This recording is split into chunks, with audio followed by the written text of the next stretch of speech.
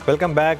चलिए, निफ्टी तो रेड में नहीं आया, मिड कैप आ गया था, लेकिन ऊपरी स्तरों से भारी गिरावट निफ्टी में 24,850 वाला निफ्टी अब 24,520 पर, मतलब करीब करीब 300 पॉइंट के करीब 330 पॉइंट के करीब ऊपरी लेवल से निफ्टी हल्का हो चुका है इस समय।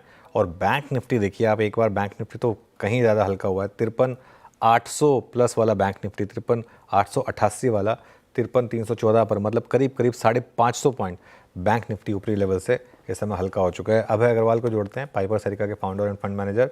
अभय जी, गुड आफ्टरनून। ये वॉलेटिलिटी जो आ रही है, ये क्या सिग्नल कर रही है? Point number 1 and point number 2, कल की पॉलिसी से मार्केट क्या एक्सपेक्ट करे? गुड आफ्टरनून अनुज। वॉलेटिलिटी मतलब थोड़ा चिंता का विषय है। As an investor, long term investor भी हैं, वो यही एक्सपेक्ट करते हैं कि मार्केट एक इतना वॉलेटाइल ना हो। पर मुझे लगता है ये वॉलेटिलिटी का रीजन है कि अभी भी थोड़ा शैलो मार्केट है, जिसमें कन्विक्शन नहीं है बायर्स में।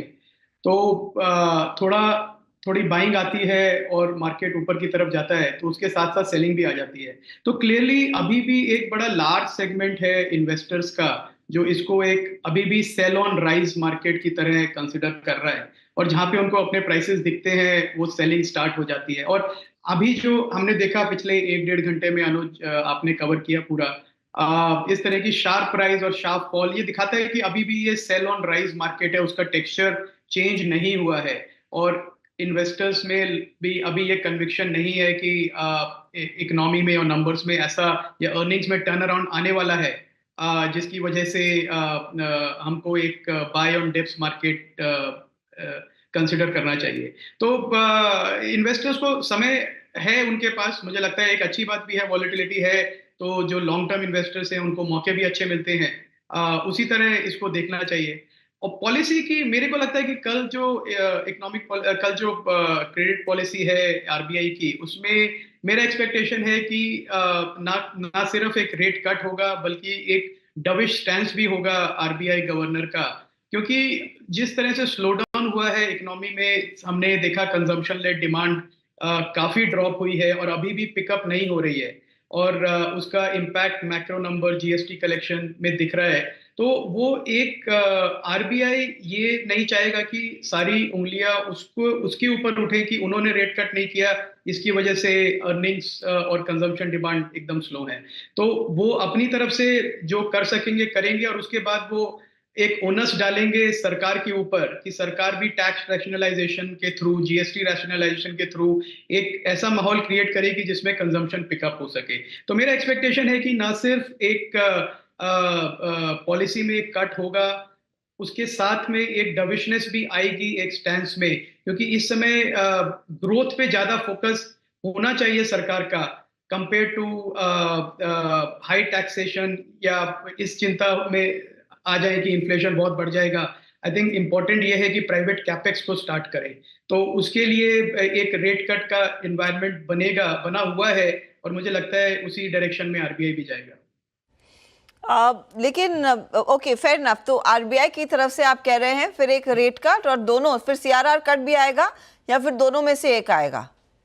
ये सीआरआर कट तो मुझे लगता है गिवन है, वो 25 बेसिस हम्म। पॉइंट का सीआरआर कट वो आरबीआई के लिए बहुत इजी है और एक सिग्नलिंग भी है। पर जो रेट कट है, वो मेरा थोड़ा अग्रेसिव स्टैंड है इसमें। मुझे लगता है उनको करना चाहिए, वो करें ना करें अब फ्रैंकली बहुत डिफिकल्ट है। पर जिस तरह का जो मैक्रो एनवायरनमेंट है हर्षदा, आप देखिए हर पिछले 3 महीने में फेस्टिव सेल बिल्कुल एक्सपेक्टेड जैसी थी वैसी नहीं थी। इन्वेंट्री अभी भी काफी ज्यादा है सिस्टम में। अब एक सिर्फ आरबीआई के रेट कट से भी कोई प्रॉब्लम सॉल्व इमीडिएटली नहीं हो जाएगी, पर एक एटलीस्ट एक सिग्नलिंग होगी कि हाँ, सरकार और आरबीआई जॉइंटली ये चाहते हैं कि कंजम्पशन लेड डिमांड वापस आए, लोग फिर से गाड़ियां खरीदें, लोग फिर से कंजम्पशन स्टार्ट करें, रियल एस्टेट बिके, पेंट पॉलिश जैसे प्रोडक्ट्स हैं, कंज्यूमर डिस्क्रिशनरी डिमांड वो फिर से वापस आए। तो मुझे लगता है कि इसके ये सिग्नलिंग बहुत इंपॉर्टेंट है, और इसके चलते एक रेट कट होना चाहिए इस समय, rather than leaving it too late. क्योंकि टू लेट में क्या होगा कि फिर वो डिमांड इस तरह से गिर जाएगी कि आप उसको सिर्फ रेट कट से बिल्कुल रिवाइव नहीं कर पाएंगे। तो मुझे लगता है एक अच्छा मौका है आरबीआई के पास, और मैं उम्मीद करता हूं कि वो इस रास्ते पे ही चलें। ये अभय जी नमस्कार, वीरेंद्र बोल रहा हूँ। ये एक्सचेंजेस में डिपॉजिटरीज में जो मूव आ रहा है आई मीन 12% का in a single session, I mean BSE at 51, 57। ये क्या दिखा रहे हैं और ये बाजार क्या फैक्टरिंग करने की कोशिश कर रहा है? क्योंकि वीकली एक्सपायरी जो बैंक निफ्टी की गई थी, नहीं मैं बता रहा हूँ, जो निफ्टी बैंक की वीकली एक्सपायरी गई थी उसका तो गिला शिकवा सब ने निफ्टी के साथ बिठा लिया। जो वॉलेटिलिटी है आज है मतलब ऐसी वॉलेटिलिटी गजब। तो ये एक्सचेंजेस स्टॉक्स में और डिपॉजिटर्स में आप क्या खोज रहे हैं इस वक्त? नहीं, देखिए हमने तो काफी समय से खोजा हुआ है वीरेंद्र, पहले भी हमारी बात हो चुकी है आपके साथ कि एक सेगमेंट है मार्केट का जिसको हमने पिछले 5 सालों से अपने पोर्टफोलियो में एक एलोकेशन करके रखा है, जिसको हम कहते हैं कैपिटल मार्केट इंफ्रास्ट्रक्चर कंपनीज। और उसमें 3 कैटेगरीज आती हैं। एक तो है डिपॉजिटरीज, जिसमें 2 ही हैं, NSDL, CDSL लिस्टेड है। दूसरा है एक्सचेंजेस, उसमें BSE एक्सचेंज है, एक लिस्टेड है इक्विटी में, और MCX लिस्टेड है। और तीसरा NSE है, वो अभी लिस्टेड नहीं है। और फिर ब्रोकरेजेस में आप देखें, एंजल वन एक बड़ा ब्रोकिंग हाउस है जो लिस्टेड है। बाकी जीरोधा, ग्रोवेक्स अब ये लिस्टेड नहीं है।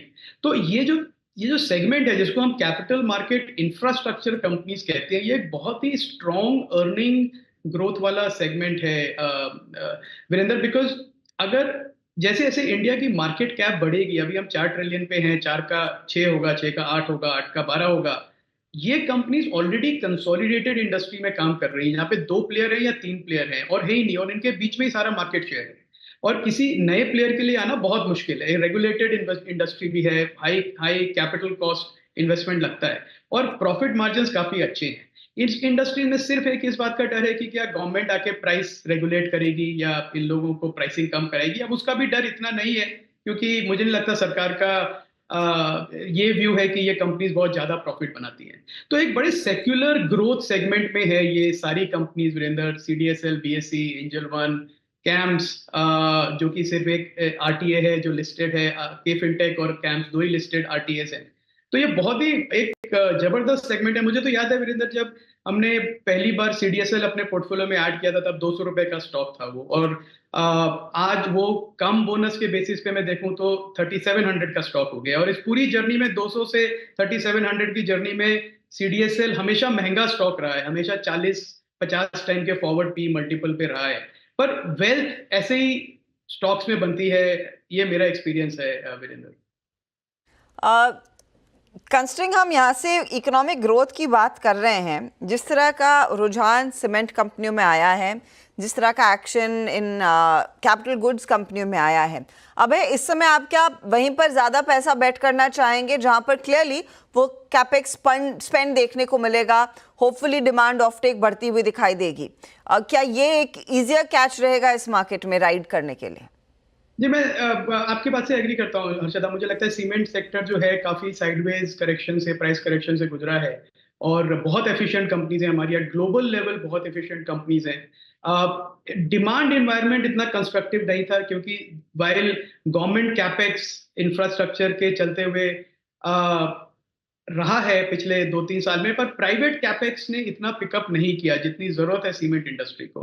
पर अब अगर ये प्राइवेट कैपेक्स वापस आता है अगले 3-4 महीने में, तो जो प्राइसिंग पावर थी सीमेंट कंपनीज की काफी समय से मिसिंग थी, वो मुझे लगता है वापस आएगी। और इन कंपनीज में ऑपरेटिंग लेवरेज बहुत ज्यादा होता है हर्षदा, तो थोड़ा भी प्राइस बढ़ता है तो आपका प्रॉफिट मल्टीपल टाइम्स जंप करता है। तो इसीलिए मुझे लगता है कि एक्सपेक्टेशन है कि प्राइवेट कैपेक्स वापस आएगा, डिमांड वापस पिकअप होगी, और उसके चलते सिंस कैपेसिटी एक्सपेंशन जितनी होनी थी हो चुकी हैं, एक्विजिशंस लार्जली हो चुकी हैं, तो प्राइसिंग पावर भी आएगा। तो ये कंपनीज मुझे लगता है कि अगले साल 1.5 साल में काफी एक सडनली बम्पर प्रॉफिट के जोन में जा सकती हैं, जो इन सब स्टॉक्स को रीरेट करेगा।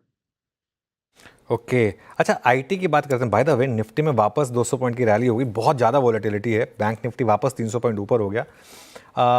अबे जी, आईटी में क्या भी होगा इस समय, और अगर चूज करना हो तो लार्ज कैप या मिड कैप कौन से स्टॉक्स बेटर रहेंगे? आईटी जो बड़ा क्लियर सेगमेंटेशन है अनुज, और आप काफी डिस्कस करते रहते हैं, मैं सुनता हूं आपको भी। आईटी में एक वैल्यू स्पेस है, वो है लार्ज कैप आईटी का, जो है TCS, Infosys, Wipro, HCL tech kind of companies, जहां पे एक अच्छी अर्निंग्स यील्ड भी है, डिविडेंड यील्ड भी है इन्वेस्टर्स के लिए, और वैल्यूएशन भी इस लेवल पे है कि हाँ, आपको डबल डिजिट रिटर्न मिलता रहेगा सालों साल तक। पर अगर आप ग्रोथ इन्वेस्टर हैं और आपको ये बेट लेनी है कि मेरे को ग्रोथ से रिटर्न बनानी है, तो फिर मुझे लगता है जो मिड कैप आईटी का स्पेस है, जहां पे कंपनीज ऐसी हैं जो प्रोडक्ट्स पे फोकस कर रही है, वो मुझे लगता है ग्रोथ इन्वेस्टर्स के लिए अच्छा स्पेस है अगले 4-5 साल के व्यू के साथ। ये फूड डिलीवरी और क्यूकॉम कंपनियां, आज स्विगी 5.5% ऊपर, जोमेटो 300 के पार निकलता हुआ दिखाई दे रहा है और मोमेंटम इनमें बरकरार है, क्योंकि जिस तरह का वो नंबर्स भी हम देख रहे हैं क्यू कॉमर्स के कितने बेहतर हुए थे स्विगी के इस क्वार्टरली परफॉर्मेंस में। दोनों है आपके पोर्टफोलियो में या कोई एक? नहीं, दोनों में कोई भी नहीं है। अच्छा, तो मुझे लगता है ये थोड़ा एक फ्लेवर ऑफ द सीजन है। ऐसा मेरा एक्सपेक्ट, मैं again I am not an expert, तो आपने पूछा है तो ये मेरा बाय और सेल रिकमेंडेशन भी नहीं है, पर मुझे लगता है कि इनके जो यूनिट लेवल इकोनॉमिक्स हैं, यूनिट लेवल इकोनॉमिक्स की बात करूं तो मैं पर डिलीवरी प्रॉफिटेबिलिटी जो है वो अभी भी सेटल्ड नहीं है। इनका प्राइसिंग मॉडल भी अभी तक सेटल्ड नहीं है, क्योंकि उसमें भी चेंज होते रहते हैं। 4 रुपए डिलीवरी फीस, 6 रुपए डिलीवरी, 8 रुपए, फिर 10 रुपए, और वो किस लेवल पे जाएगी जहां पे कस्टमर अपने हाथ ऊपर खड़े कर देंगे और कहेंगे कि अब थोड़ा ज्यादा महंगा हो गया है। प्लस काफी प्रॉफिट ड्राइव हो रहा है। अब मेन्यू प्राइसिंग को चेंज करके जो रेस्टोरेंट्स हैं उनकी प्राइसिंग एक है, और हम देख रहे हैं कि जो डिलीवरी एप्स पे जो प्राइसिंग है उसमें काफी प्रीमियम है। तो ये मैं देखना चाहूंगा अगले 2-3 क्वार्टर और, कि ये इनके यूनिट इकोनॉमिक्स किस लेवल पे जाके स्टेबलाइज होते हैं, जहां पे ये सस्टेनेबल बेसिस पे फ्री कैश फ्लो बना सके। और I think as a savvy investor, free cash flow based investing ही बेटर है। मुझे लगता है जिस तरह की इनकी वैल्यूएशन है,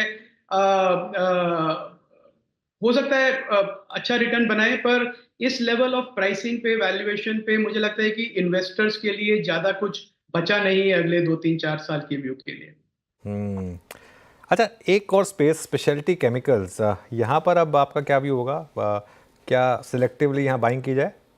अनुज, इसमें भी 2 सेगमेंट्स में हम डिवाइड कर सकते हैं। एक तो वो है जो वेल प्राइस्ड वैल्यूएशन वाले स्पेशलिटी केमिकल कंपनीज हैं, उसमें एग्रो केमिकल वाले ज्यादा आते हैं मेरे हिसाब से। जैसे हमारे पोर्टफोलियो में है बाय सेल, ये मेरा बाय रिकमेंडेशन नहीं है, पर फॉर इंस्टेंस छोटी कंपनीज हैं जैसे शारदा, धानुका। एक फिर स्पेशलिटी में जो बड़ी वाली है उसमें वो अभी भी मुझे लगता है महंगी है, और उनका जो प्राइसिंग पावर जो है वो अभी भी नहीं आया है। मुझे लगता है कि 1-2 क्वार्टर और लगेंगे जब तक चाइना से सप्लाई की जो सिचुएशन है वो क्लियर होगी।